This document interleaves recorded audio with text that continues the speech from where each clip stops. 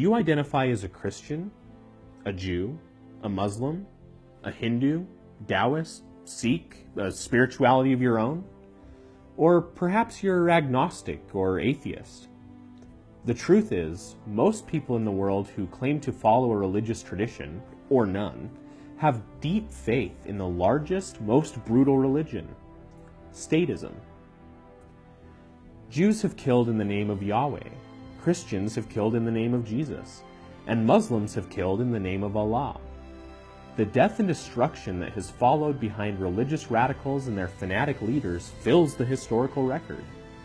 But there is one religion whose penchant for blood and death makes all other religions pale in comparison. It's also the largest, yet least known faith. Most who practice it don't even realize it. It's the religion of statism.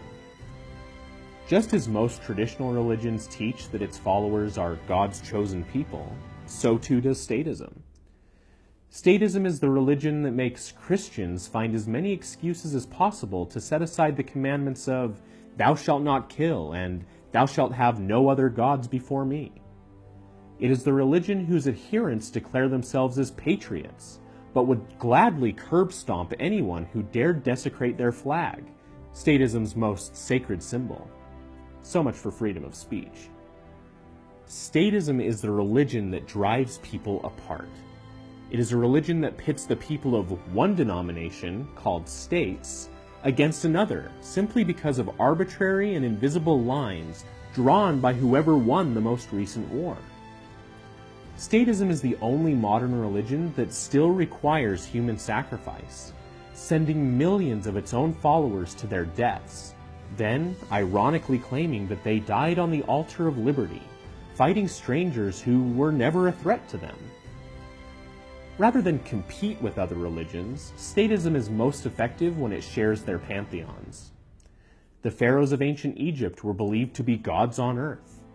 The doctrine of the divine right of kings convinced most of Europe that their rulers were answerable to no earthly power and derived their authority directly from God.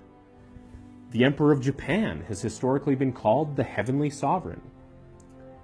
Even in supposedly Judeo-Christian America, past heads of state are given reverence deserved for divinity.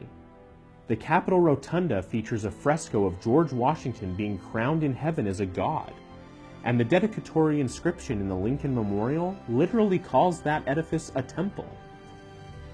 In the religion of statism, tithings and offerings are not voluntary. While you can let the collection plate pass you by in the pew on Sunday and only suffer some guilt for not contributing, try doing the same with the Church of the State and risk getting locked in a cage. Statism actively seeks to indoctrinate young children from the earliest age. Youth all over the world are taught, and sometimes forced, to pledge homage and devotion and fealty to pieces of cloth representing the particular denomination that claims ownership over the land that they live on. Reverence for leaders and founders, the sanctification of symbols, and the perpetuation of myths are defining characteristics of religion. They are also universal characteristics of the state. Yes, even myths, like founders incapable of lying, the social contract, the will of the people, representation, and majority rule. All of these are faith-based concepts. People all over the world have traded away allegiances to freedom and liberty for flags, uniforms, salutes, buildings, and monuments. In the religion of statism, symbols have effectively replaced the ideals they claim to represent. Separation of church and state is an impossible ideal. The state is a church.